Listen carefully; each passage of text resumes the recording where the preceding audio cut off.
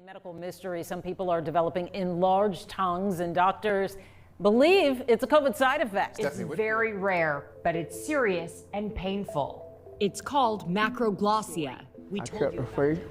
At the time, there were only 2 documented cases in the U.S. Since then, Dr. James Melville with UT Health has heard about 7 more patients, including Karen Washington. I couldn't eat, I couldn't talk, I couldn't do nothing. It was just hanging all the way down to my chin. Jones got COVID-19 in July. His wife says he spent 3 weeks in intensive care on a ventilator.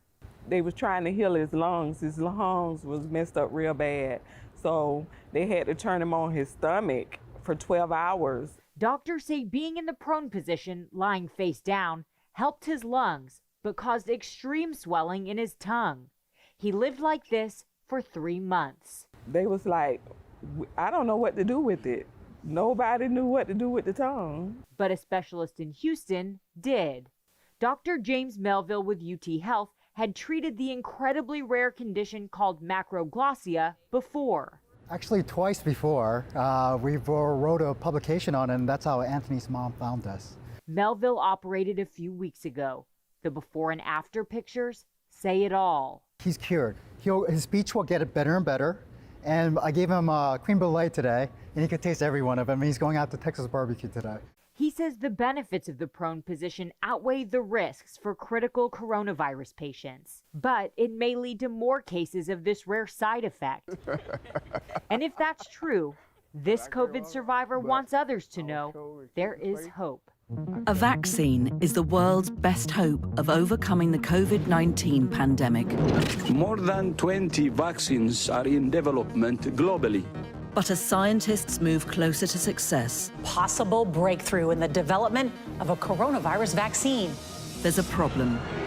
A growing number of people say they won't take a vaccine. This is linked to declining trust in scientific experts and political leaders, and fueled by a spiraling infodemic. According to Forbes, only fewer than 50% of hospital workers at St. Elizabeth Community Hospital in California were willing to get vaccinated, while about 50% of frontline workers in Los Angeles refused the vaccines. The world needs to find a way to move past these hurdles to fight the pandemic and the new coronavirus variant. This is going to go away without a vaccine. It's going to go away, and we're not going to see it again, hopefully, after a period of time. Well, I didn't say I wanted to. That's not a correct statement. I said, you said, would you be? And I said, if it was good for the country, I'd be. And if it was bad for the country, I'll wait to be the last one, or I wouldn't do it at all. You know, personally, and I have to say, I think we're doing very well on vaccines. If they wanted to use me as a test, that's okay with me, if it was good. And I've said stuff previously, but we are not supporting doing any vaccine passports in the state of Florida. No one was more aggressive about getting this out. If you look at all the different points throughout Florida, whether it's a hospital, county health department, a retail pharmacy, a drive-through sites, church sites, all this stuff, it's important. But we always said we want to provide it for all, but mandate it for none. And that was something that, while it was advised to take, particularly if you're vulnerable, we were not going to force you to do it. So there was never under discussion any mandates to take vaccines. We will not have COVID vaccines mandated in Florida. The flip side of that, though, with these vaccine passports is it's completely unacceptable for either the government or the private sector to impose upon you the requirement that you show proof of vaccine to just simply be able to participate in normal society. You want to go to a movie theater? Should you have to show that? No. You want to go to a game? No. You want to go to a theme park? No. So we're not supportive of that. I think it's something that people have certain freedoms and individual liberties to make decisions for themselves. I also wonder, it's like, okay, you're going to do this, and then what, give all this information to some big corporation? You want the fox to guard the hen house? I mean, give me a break. I think this is something that has huge privacy implications. It is not necessary to do. You know, we're going to have hit 3.5 million seniors that have gotten shots sometime this week, likely 75% of seniors. It's important to be able to do it, but at the same time, we are not going to have you provide proof of this just to be able to live your life normally. And I'm going to be taking some action in an executive function, emergency function here very shortly. I think we should say with a COVID vaccine, no passports, no mandates. And new studies suggest COVID-19 can spread through the air like an aerosol and has mutated to become even more infectious. Although the mutation is not more severe than the original, it could mean the ongoing vaccine development has to go back to square one. Scientists have been expecting the virus that causes COVID-19 to mutate, and there is now new research that suggests one of the dominant strains, the strains found here in Canada, is in fact mutating and is in fact now more infectious. As viruses multiply, they change. And the same is happening to the coronavirus. All viruses mutate. And that is to be expected. Scientists have been tracking those mutations while following coronavirus's journey around the world. Some of the mutations help the virus to spread, others do nothing at all. But as coronavirus multiplies and changes, could it also become more deadly?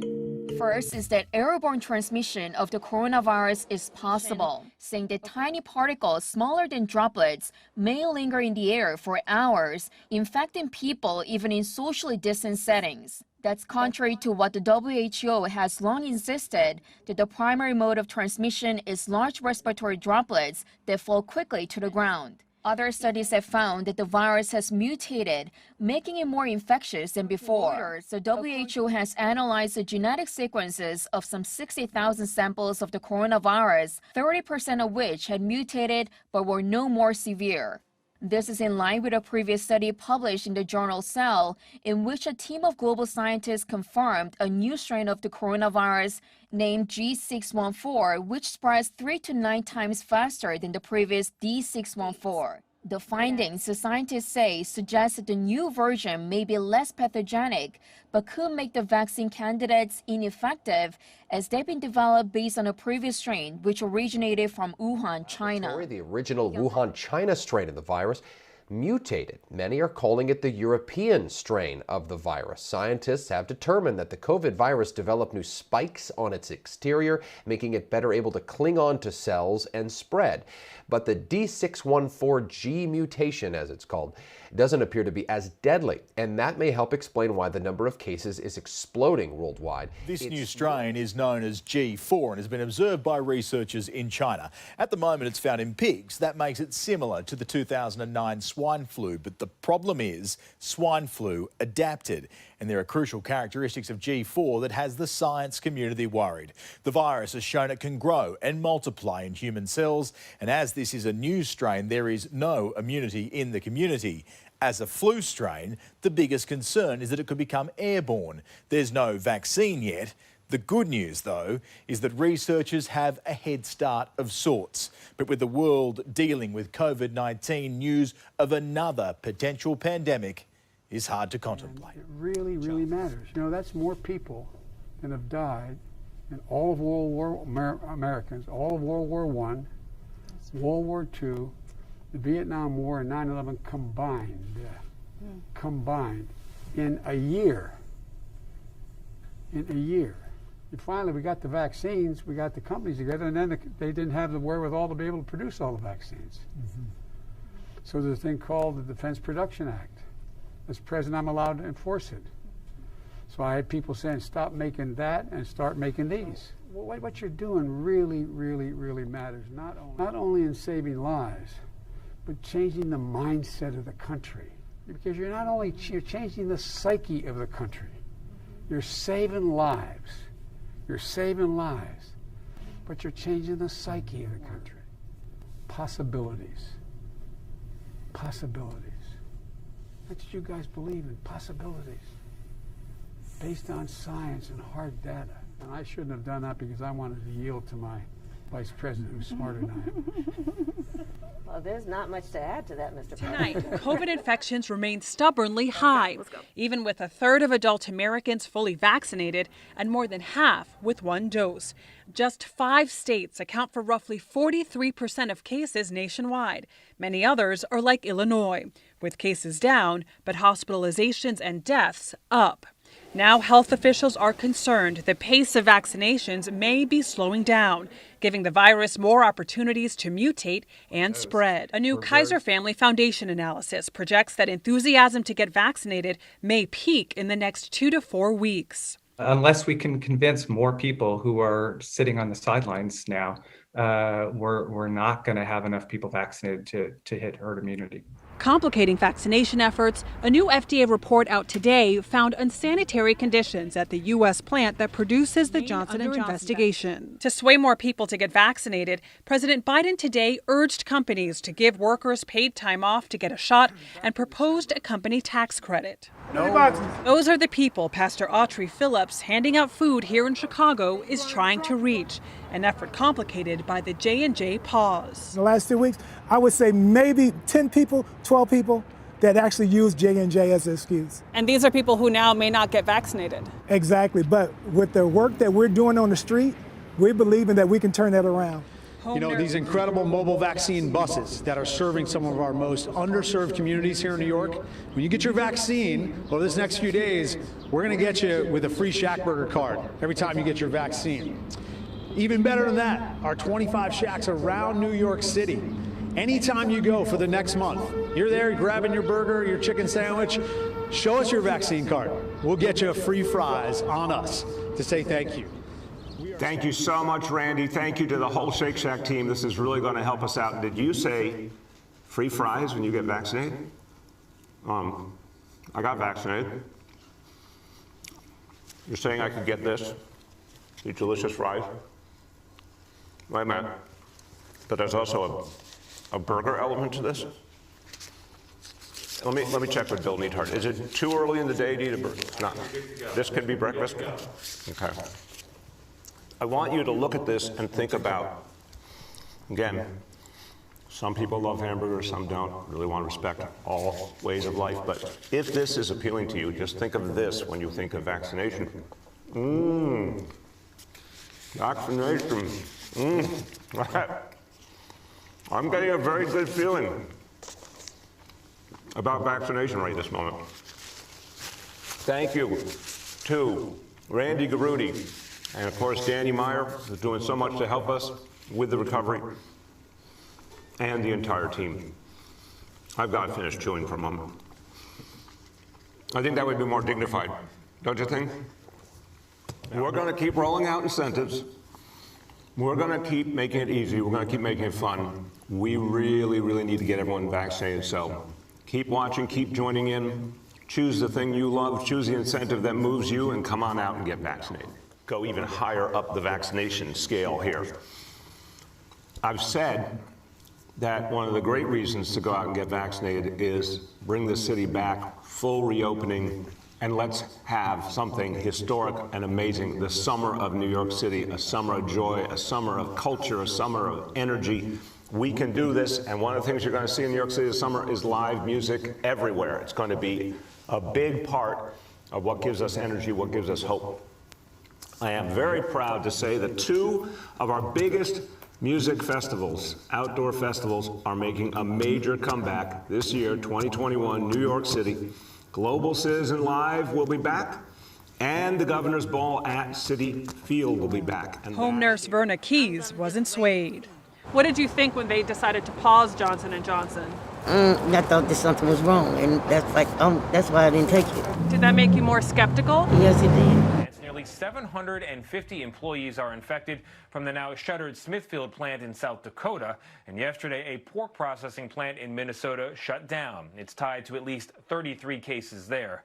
These facilities are contributing to a spike in cases across several Midwestern states. Coronavirus cases in Iowa's Black Hawk County have doubled in recent days to 356. And public health officials say 90% trace back to employees at this Tyson meatpacking plant. And they're just stacked on top of each other. Tyson says it's since made changes company-wide, requiring employees to wear face coverings and installing dividers on production lines. Their outbreak is not an isolated case. CBS News has confirmed COVID cases in at least 17 meat processing plants in 10 states, 13 of which have temporarily closed or are operating at reduced capacity. The World Health Organization is now urging people to be aware of the coronavirus entering through food chains through frozen food. Different countries indeed. In fact, 2 different cities in China reported imports of frozen chicken, Crash, coming into their cities from southern or South American countries, and now they're looking into it. Now here are the details. So frozen chicken, of course, frozen chicken wings imported from Brazil were discovered with the virus, and that was yesterday. That came a day after it was found on the packaging of shrimp imported from Ecuador. Now, though the surface sample showed the virus, health authorities trace tested people and the results came back negative.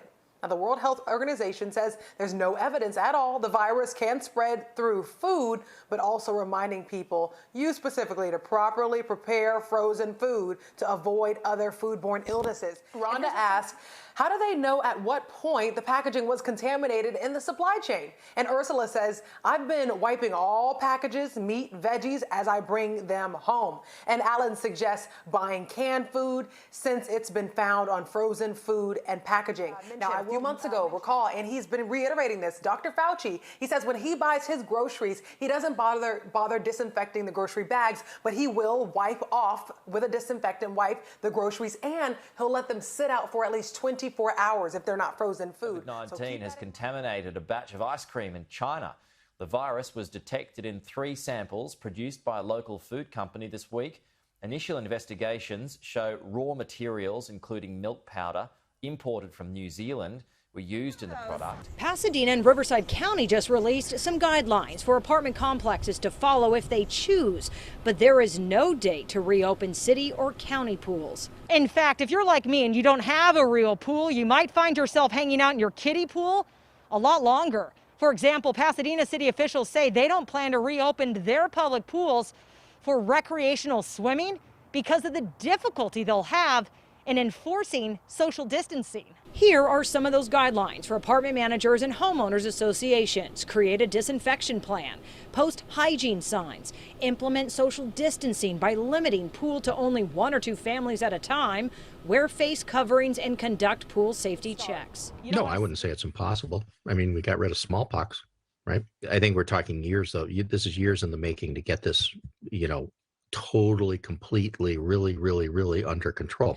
Epidemiologist George Rutherford says about 75% of the population needs to be protected from COVID-19 to reach herd immunity. Right now, Bay Area vaccination rates are around 20 to 30%, and more people are getting vaccinated every day.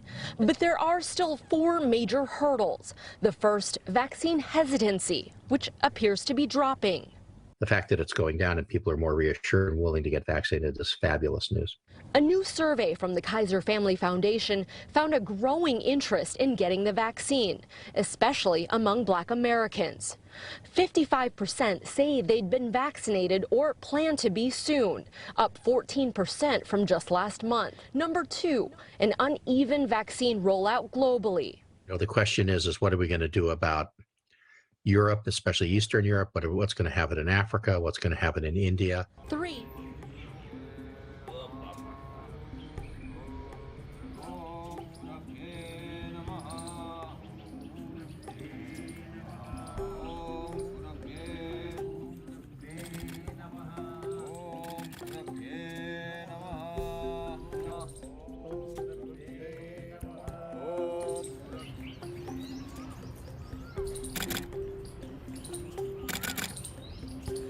आज का सबसे बड़ा प्रश्न है कि vitamin B12 नहीं मिलता है। तो सबसे ज़्यादा विटामिन B12 गाय गौ माता के गोबर में है, और गोबर और गौमूत्र मिक्स करके शरीर पे लगाते हैं तो हमारी बॉडी उसको एब्सॉर्ब करती है। हमने जब लगाया तो कैसे वेट था, पूरा गीला गीला था। अभी हमारी बॉडी ने सूख लिया है, तो हमारी बॉडी ने ये विटामिन B12 वो एब्सॉर्ब किया है।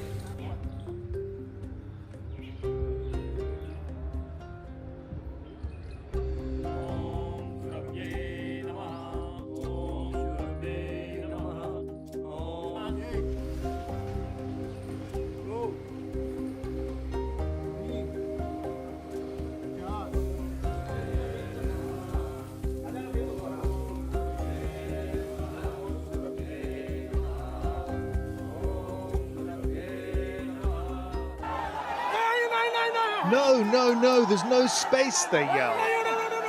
Unheard, unheeded in the chaos. In the land of rivers, millions on the move. A panicked rush to leave Dhaka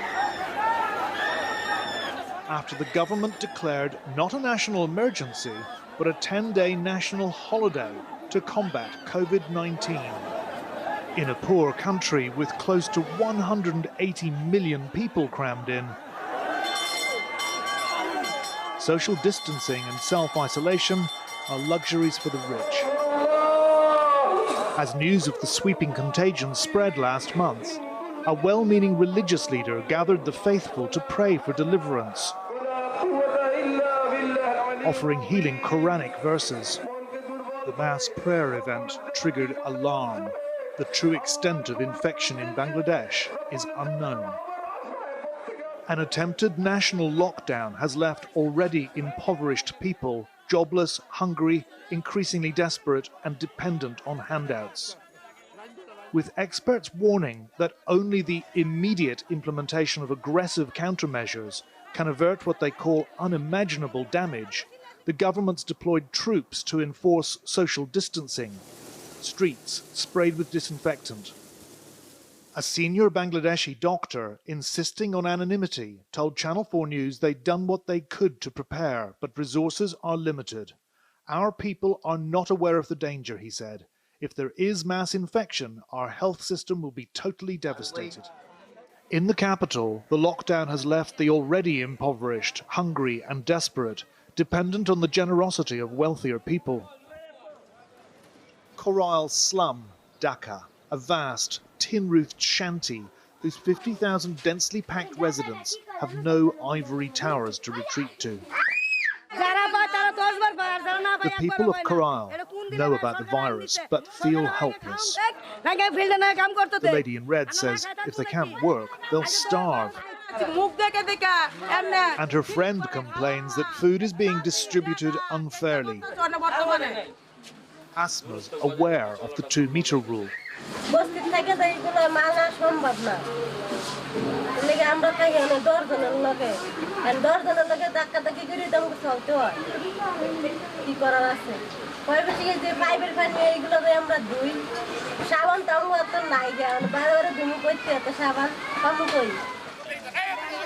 The government is distributing food to the poor and has offered emergency support to 4 million Bangladeshis in the garment sector, many of whom now face destitution after global clothing brands cancelled £2.5 billion worth of orders, including several leading British retailers. The Garment Manufacturers Association has appealed to fashion firms to honour contracts. If we don't have that support for the next 3 months, we will be having 4.1 million workers literally out on the streets. And this is a social chaos we cannot afford. Only a handful of firms have said they will pay for existing orders.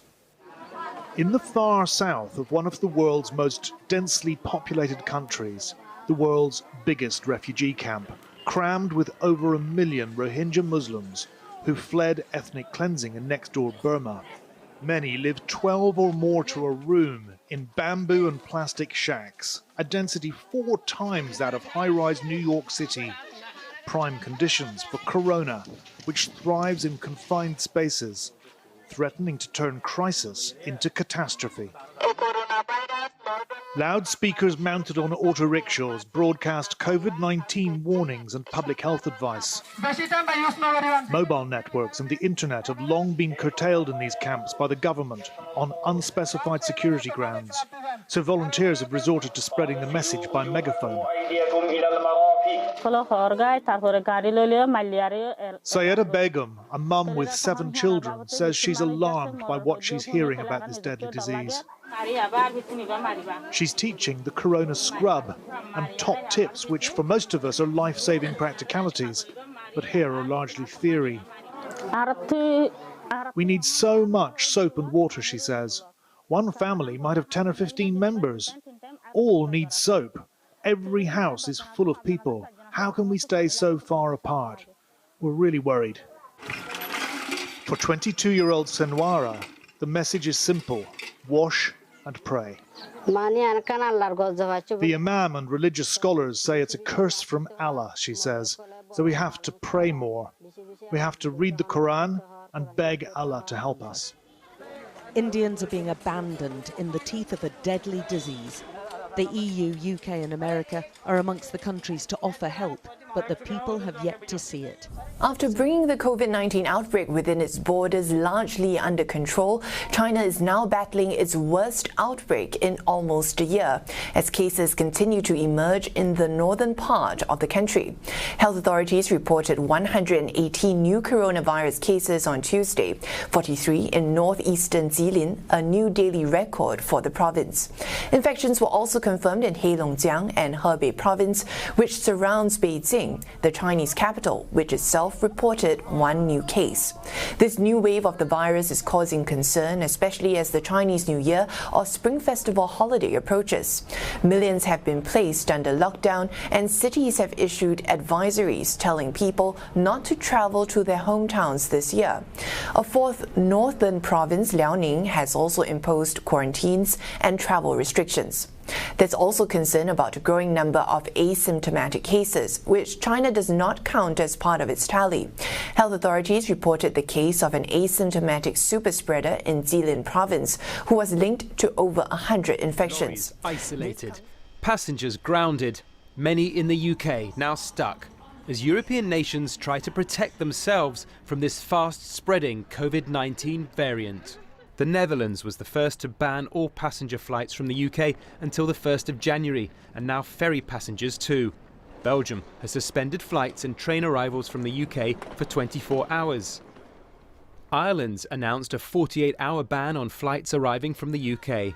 France has suspended all travel links, that's air, sea, rail or road, for 48 hours, including freight. Germany has banned planes landing from the UK, as has Switzerland, the Czech Republic and Bulgaria until the 31st of January. In a breathless and ever-growing list, Turkey has too, as well as banning flights from Denmark, the Netherlands and South Africa. For the travel industry, this is devastating. The UK government has got to build confidence, not just with these countries, our neighbours, but also with the travelling public and indeed the travel industry. Further afield, Kuwait has banned flights arriving from the United Kingdom, as has Canada. Since the new virus variant was detected here in the UK in September, it has also been detected in the Netherlands, Denmark, Italy and Australia. This all comes at a bad time, not just for Britain, days away from the end of its transition period with the EU, but for the wider world, days after getting on the front foot with a vaccine rollout. Now days later, battling to contain this sting in the tail. Y la sangre, Dios mío lindo. Mire, Dios mío lindo, cómo lo... ¡Oiga, llévense eso! ¡Oiga, llévense eso! ¿Qué pasó? ¿Por qué dejan eso ahí? Mis padres murieron ayer a las 10 de la mañana. Por favor, miren cómo lo tengo.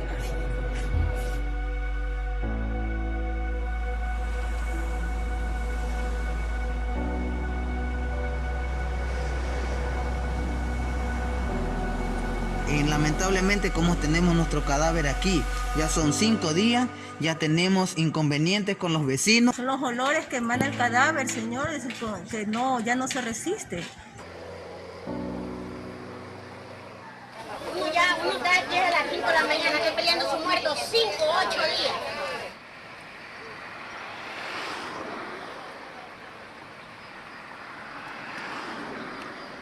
Hay muertos allá al fondo, botados de 15, 20 días que ya la cara no se la conoce, están reventados con gusano, con todo.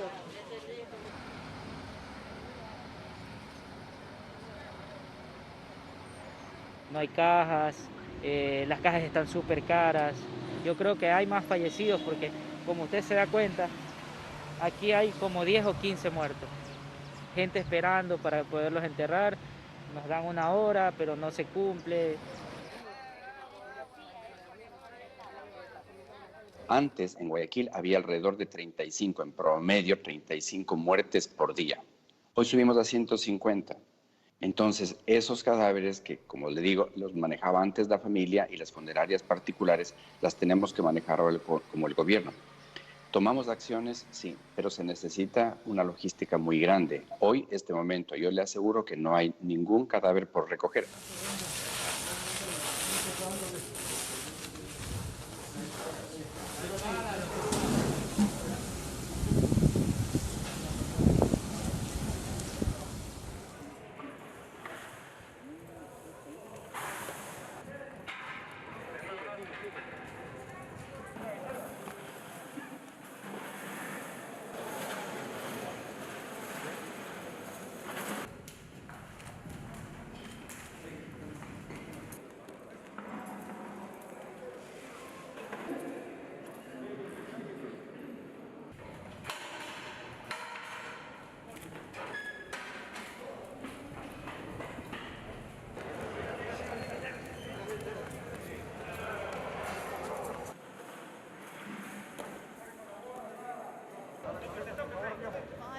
And locals are fearing the worst. We haven't got the people at the hospitals to cope with any problems down here. Last night's countdown to lockdown led to this, a race against time to get out of Melbourne. But when I was on the road coming back, there was cars everywhere. Today, police manned checkpoints while panic buys cleared shelves. Coastal communities like Cowes are bustling and residents aren't happy. We should be letting anybody come over the bridge. Visitors who arrived before last night's deadline are allowed to stay and finish their holiday, but some business owners say that's not good enough, telling Nine News they're refusing to serve holiday makers from Melbourne. Accommodation provider Julie Newman won't take city visitors, closing her business until the pandemic is over. I don't want to be responsible for bringing the disease to Phillip Island. The Bass Coast Shire has no active coronavirus cases, but there are fears that will quickly change. We are very worried now. They're going to lock down the whole state. The locked down Mornington Peninsula wasn't exempt from the influx either. They should go back to where they live in Melbourne. Social distancing clearly lacking on the Mornington Pier.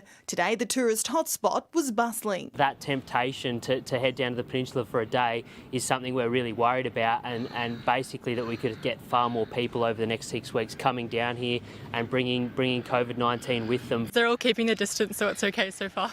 Bonjour, monsieur.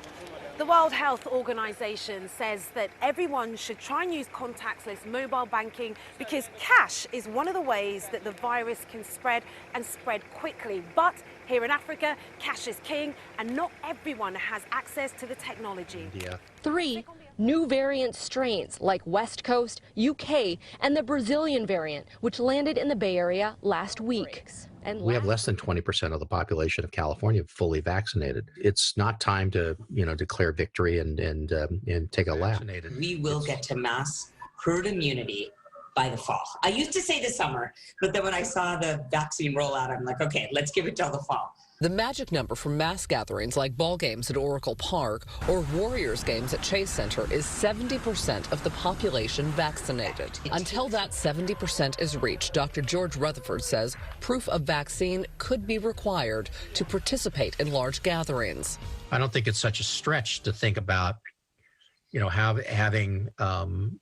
making certain, having that as a criterion for being able to do things. Dr. Monica Gandhi says it is okay to go ahead and start planning once again for the future outside the four walls of your home. Well, doctors are seeing a rise in the number of cases for alcohol-related disease during this pandemic. Yeah, this is interesting. It's a new study from Brown University that linked a spike in drinking-related health issues over the past year. Yeah, researchers say many people turn to drinking heavily in an effort to cope. Experts say both liver and gastrointestinal disease jumped sharply since the start of the pandemic. I think it's a big mistake. The last thing we need is the Neanderthal thinking that in the meantime everything's fine, take off your mask, forget it. His public health officials also doubling down, pointing to another uptick in cases and deaths, with variants threatening to, quote, hijack our success. I think that was ill-advised. It is really quite risky. Stamina has worn thin Fatigue is winning. Every individual is empowered to do the right thing here, regardless of what the states decide. At least 11 states recently moving to relax restrictions. And while some celebrate, if you want to wear a mask, you're more than welcome to. Are we going to require any of it? Absolutely not. Others are wary. I know everybody's anxious. I'm anxious, but I think a few more weeks, month, maybe whatever number may be, shouldn't hurt anybody. Containing the virus crucial as the race to vaccinate picks up speed. 9 FEMA locations opening around the country today, from Pennsylvania to Florida. And at this one in New York, long lines before doors even opened. The first day they said you could apply, I did, and I got right on. And this is what it looked like inside the Javits Center. It can now open around the clock. That site able to vaccinate 8,000 people a day. If the unvaccinated get vaccinated, they will protect themselves and other unvaccinated people around them. If they do not, states with low vaccination rates may see those rates go up, may see this progress reversed. Ultimately, those who are not vaccinated will end up paying the price. When the president says paying the price, if everybody doesn't get vaccinated, let's look at what's going on in Texas, because it really is remarkable, and it's a good news story. Down there, 33% of the state is fully vaccinated, just 33%. Yet on Sunday, the state had 0.0 coronavirus deaths. And if you recall, March 10th is when that Governor Abbott, Republican, lifted those mask mandates, as they did in Mississippi. The President of the United States said that that was Neanderthal thinking, said it was very dangerous. Dr. Fauci also echoed those statements, as did the CDC. In Mississippi on Sunday, there were 0 COVID deaths. So we should be making note of that there is tremendous progress being made. You say cases are down. We're talking in that state 85, 90% in terms of hospitalizations and cases. It really is something that, you're right, should be a lead story. Get your top line thoughts on what we're dealing with 108 positives that we know about so far for COVID coming across our border. Are they in quarantine? Are they? How can we keep up with these people? Are we trying? Look, Harris, we can. And look, the DHS secretary this week lied to the American people, Harris. And look, that doesn't bring me pleasure to say this when he said there wasn't a crisis. Absolutely. Look, in the middle of a global pandemic, when less than 8% of our own citizens have received the vaccine, kids are still not in school, businesses are still not open, people are still out of a job. Their way to shut down this virus is to open up our borders and encourage and incentivize illegal immigration and then reinstate catch and release. And that's exactly what happened. And Harris, it's not just unaccompanied minors. We've seen a skyrocket, more than double since the election, but also with the overall flow of illegal immigration. We're back to almost 5,000 every single day being apprehended trying to illegally enter this country. It's absolutely remarkable. And just to reiterate, you said, no, we can't keep up with them as they come here being positive or otherwise, is what I heard you say. White House Press Secretary Jen Psaki was pressed on those 108 who were released, those migrants who tested positive for COVID-19. At least 108 migrants have tested positive for COVID-19 after crossing the border. What is the administration doing to make sure that this doesn't contribute to spreading of COVID-19? Our guidance, regardless of status, is testing positive for COVID-19 or experiencing COVID-like symptoms is to isolate, continue to social distance, wear a mask, and seek medical attention if needed. So if we ever, Mark, get Joe Biden at the lectern, here's what I would ask him in a follow-up to that.